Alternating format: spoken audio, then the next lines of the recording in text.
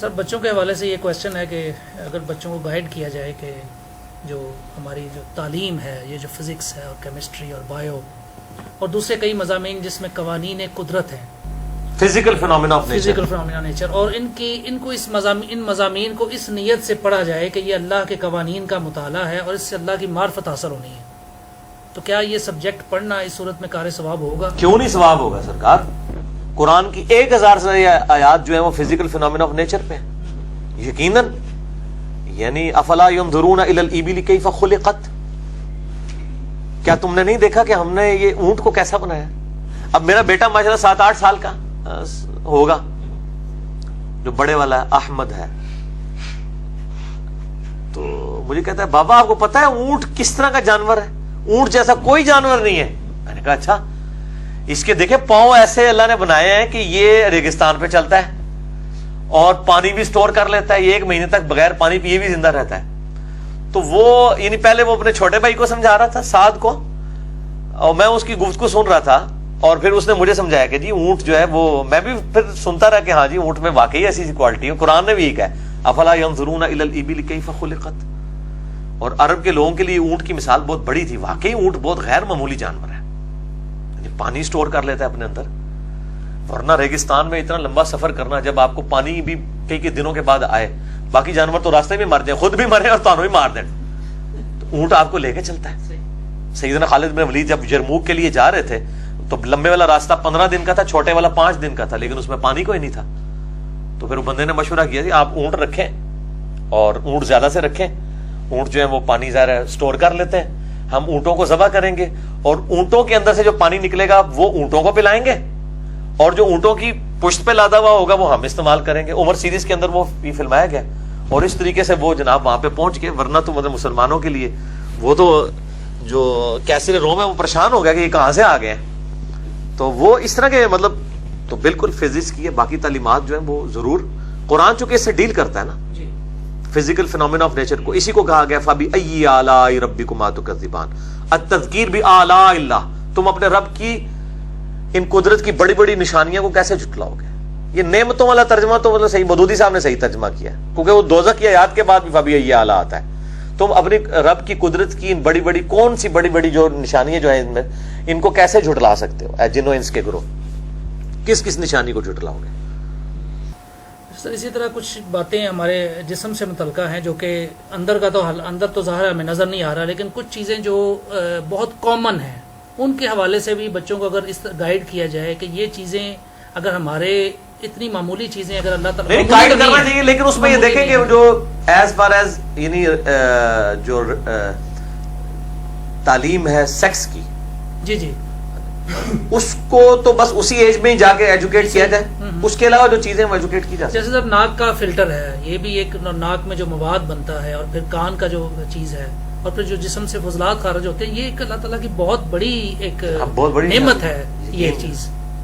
تو اس حوالے سے اگر بات کی جائے تو بچوں کو کانسیپٹ جو ہے وہ اللہ تعالیٰ کی یہی تذکیر بھی اعلیٰ اللہ نا، اسی کے ذریعے اللہ نے قرآن میں انہی چیز کو نشانی بنایا. اللہ تعالیٰ کہتا ہے اپنی جان میں غور کرو، سورہ الذاریات کے اندر زمین و اسمان میں غور کرو.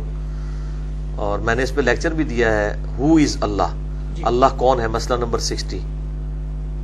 اور ایک اور لیکچر ہے مسئلہ 83B ہو کریٹڈ گاڈ، ٹھیک ہے. اور 83C ہے ایگزسٹنس آف گاڈ. تو ظاہر ہے خدا ہی اس کائنات کی سب سے بڑی حقیقت ہے. God is the only explanation of all the physical phenomena in this universe. بلکہ خدا ہی کا ذکر ہونا چاہیے، کسی کا ذکر خدا کی نسبت کے بغیر ہونا ہی نہیں چاہیے، چاہے آپ اپنا بھی ذکر کر رہے ہیں. ٹھیک ہے. میں تو اپنے بھائیوں کو اکثر کہتا ہوں کہ میں جب ٹوائلٹ میں جاتا ہوں نا، میں حیران ہو جاتا ہوں کہ یہ اللہ تعالیٰ نے کیسا معاملہ کیا ہے.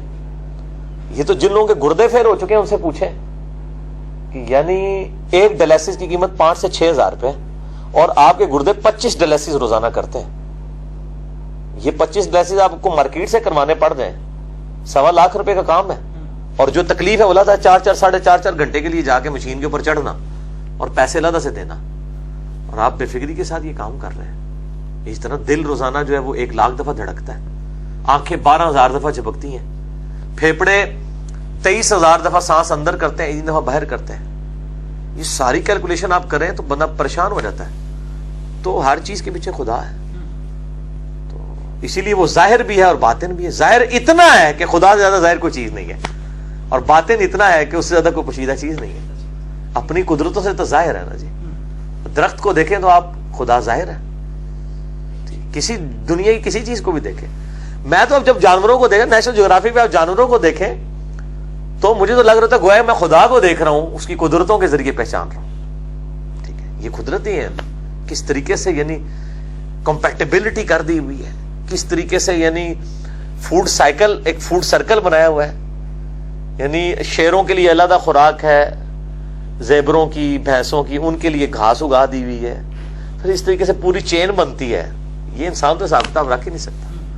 تو یہ ساری چیزیں خدا کی شناخت کے لیے.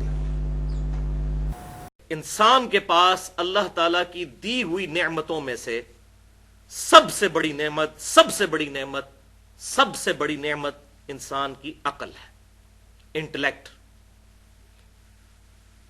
اور میں نے پہلے بھی کئی دفعہ بتایا کہ اب جدید میڈیکل سائنس اس بات کی تصدیق کر چکی ہے کہ دماغ بھی سوچتا ہے اور دل بھی سوچتا ہے, لہذا دونوں چیزوں کو آپ ملا کر عقل کہہ لیں. حتیٰ کہ سب سے بڑا حق یعنی اللہ اور اس کے رسولوں پر ایمان لانا عز و جل و علیہم الصلاۃ والسلام, یہ بھی اسی عقل کی بدولت ممکن ہے. اسی لیے اللہ تعالیٰ نے تورات اور انجیل کے اندر یعنی اولڈ ٹیسٹیمنٹ اور نیو ٹیسٹیمنٹ میں بھی, اور اس فائنل ٹیسٹیمنٹ یعنی قرآن حکیم کے اندر بھی وہی 10 کمانڈمنٹس ارشاد فرمائی ہیں جو تورات اور انجیل کے اندر موجود تھیں. اور قرآنک ورژن ان کا سورہ بنی اسرائیل کی آیت نمبر 22 سے لے کر 39 تک ہے, 17 آیات میں. اور اس میں جو 9th کمانڈ آئی ہے سورہ بنی اسرائیل آیت نمبر 36, بسم اللہ الرحمن الرحیم, وَلَا تَقْفُ مَا لَيْسَ لَكَ بِهِ عِلْمٍ إِنَّ السَّمْعَ وَالْبَصَرَ وَالْفُؤَادَ كُلُّ أُولَٰئِكَ كَانَ عَنْهُ مَسْئُولًا. اے انسان کسی چیز کی پیروی اس وقت تک مت کر جب تک کہ تجھے اس چیز کے بارے میں ڈیفینیٹ علم حاصل نہ ہو جائے. بے شک کان, آنکھیں اور عقل, اپروپریٹ ٹرانسلیشن فواد کی ہے عقل. فعید کہتے ہیں عربی میں بھجیا کو, فائدے والی چیز کو, ایکسٹریکٹ کی گئی چیز. ان 3 اعضاء کے بارے میں تجھ سے پوچھا جائے گا کہ تو نے ان 3 اعضاء کو استعمال کر کے حق بات حاصل کرنے کی کوشش کیوں نہیں کی. اسی طریقے سے سورہ الزمر کی آیت نمبر 9 کے اندر اللہ تعالیٰ نے ارشاد فرمایا, بسم اللہ الرحمن الرحیم, قل هل يستوي الذين يعلمون والذين لا يعلمون انما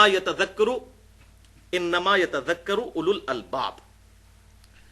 اے محبوب صلی اللہ علیہ وسلم فرما دیجئے کہ علم والے اور بغیر علم والے برابر نہیں ہو سکتے, اور نصیحت تو قبول نہیں کرتے مگر عقل والے, اولو الالباب. اور اس کے برعکس جو لوگ اپنی عقل کو استعمال نہیں کرتے, اپنے کانوں کو استعمال نہیں کرتے, اپنی آنکھوں کو استعمال نہیں کرتے, اللہ تعالیٰ نے ان کے ایک ایک عضو کا ذکر کر کے آخر میں گاڑا فتویٰ لگایا ہے. جو لوگ کان استعمال نہیں کرتے, آنکھیں استعمال نہیں کرتے, عقل استعمال نہیں کرتے, سورۃ الاعراف کی آیت نمبر 179 میں اللہ تعالیٰ نے ان پر گاڑا فتویٰ لگایا, اولئک کالانعام بل ہم اضل. یہ لوگ تو جانوروں کی مانند ہیں مگر بلکہ اس سے بھی بڑھ کر, اولئک کالانعام بل ہم اضل. یہ لوگ جانوروں کی مانند ہیں بلکہ اس سے بھی بڑھ کر, والعیاذ باللہ.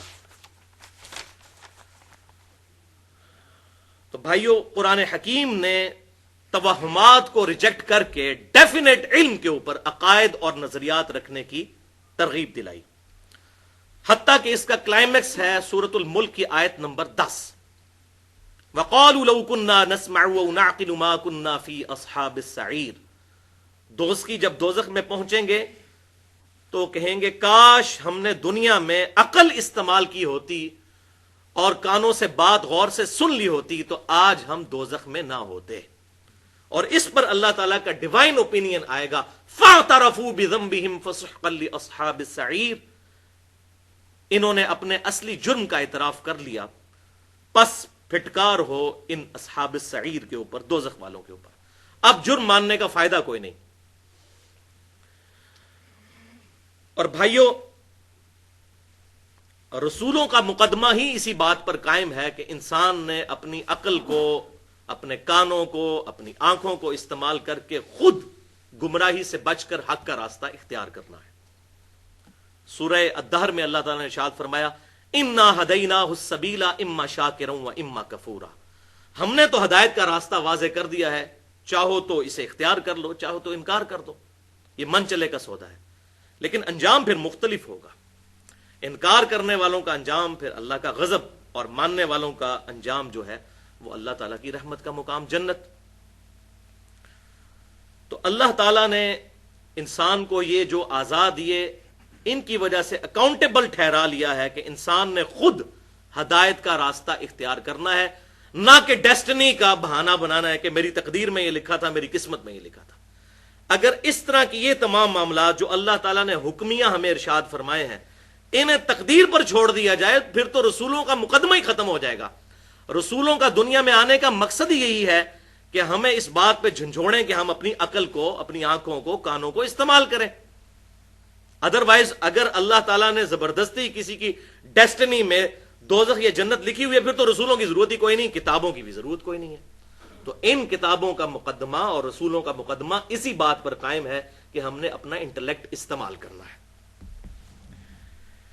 علمی پوائنٹ نمبر 2، بھائیو، قرآن حکیم صرف 2 علوم کو مانتا ہے. ایک ریویلڈ نالج جو وحی کا علم ہے، اور دوسرا ایکوائرڈ نالج، سائنس کا علم، ڈیفینٹ سائنس کا علم جو مشاہدات اور تجربات کے بعد اسٹیبلش ہو جائے. ہائپوتھیسز یا تھیوریز کی بات نہیں. اور سائنس کی ہم ڈیفینیشن کیا کرتے ہیں؟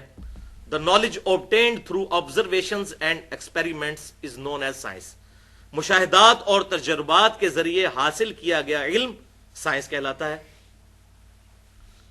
تو قرآن صرف 2 علوم کو مانتا ہے، ریویلڈ نالج وحی کا علم یا ایکوائرڈ نالج سائنس کا علم. تیسرے کسی علم کو قرآن نہیں مانتا. اس پہ میں نے تقریباً 35 منٹ کی گفتگو کی ہے، مسئلہ نمبر 39 کے نام سے اہل سنت پاک.com پر. علم وحی اور علم سائنس کی اہمیت اور ان کا دائرہ کار. آج محل نہیں کہ میں اس کی ڈیٹیل میں جاؤں، بس مختصراً یہ بات عرض کر دوں کہ بھائیو، ہم نے مشاہدات اور تجربات کے ذریعے یہ بات ڈیفینیٹلی علم کے ساتھ حاصل کی ہے کہ پیٹرول جو ہے یہ آگ کو بھڑکا دیتا ہے. اب یہ پیٹرول کی جو کوالٹی ہے یہ بالکل اسی طریقے سے ڈیفینیٹ ہے جس طرح کے کتاب و سنت کا علم ڈیفینیٹ ہے، کیونکہ یہ اللہ تبارک و تعالیٰ کا فزیکل فینومینا آف نیچر ہے.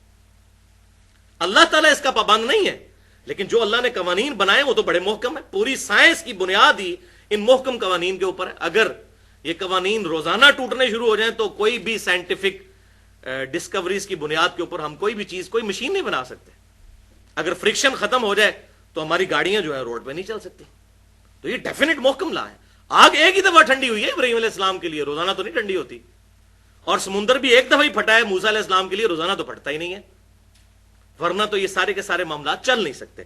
تو یہ اللہ تعالیٰ کے بڑے مضبوط اور محکم قوانین ہیں، اور اتنے محکم قوانین ہیں کہ اللہ تبارک و تعالیٰ کے پیغمبر سیدنا ابراہیم علیہ السلام نے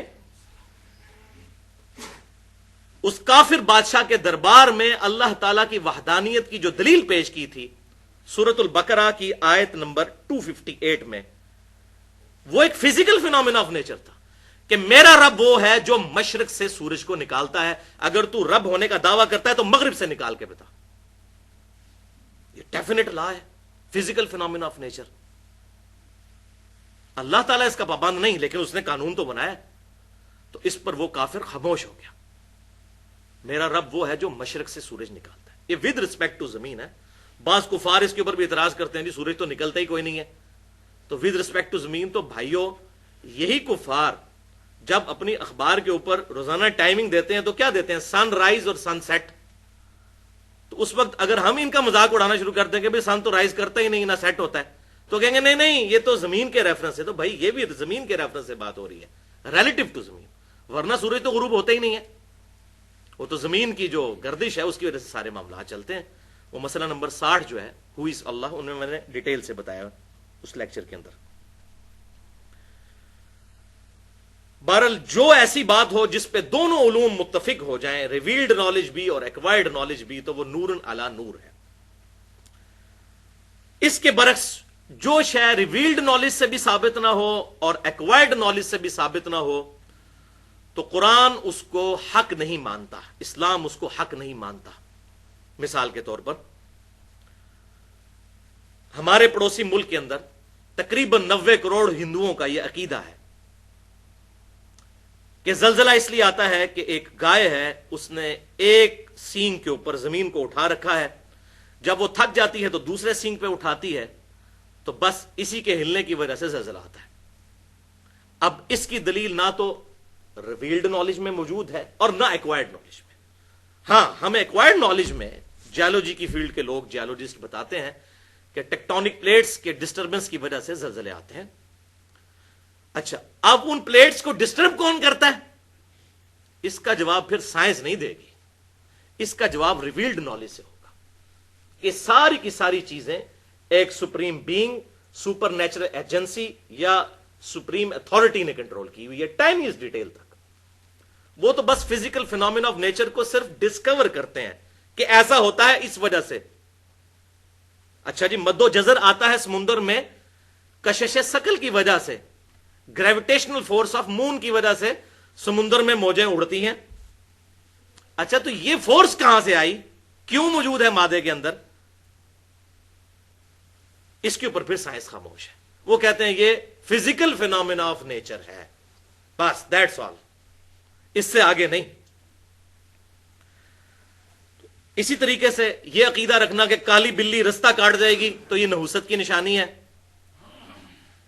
تو اس کو نہ ریویلڈ نالج سپورٹ کرتا ہے نہ ایکوائرڈ نالج سپورٹ کرتا ہے. یہ ایکسیپٹیبل بات نہیں ہوگی. اسی طریقے سے گھر کی منڈیر پر کوے کا بولنا مہمانوں کی آنے کی پیشن گوئی ہے، اس کو نہ ریویلڈ نالج سپورٹ کرتا ہے نہ ہی ایکوائرڈ نالج. تو حقیقت بات یہ ہے کہ بھائیوں، پھر اس طرح کی چیزیں جب کسی ریلیجن میں داخل ہو جائیں دین کے نام کے اوپر، تو پھر یہ چیزیں لوگوں کو دین سے ہی متنفر کروائیں گی. وہ کہیں گے یہ کیا اللاجیکل باتیں کرتے ہیں.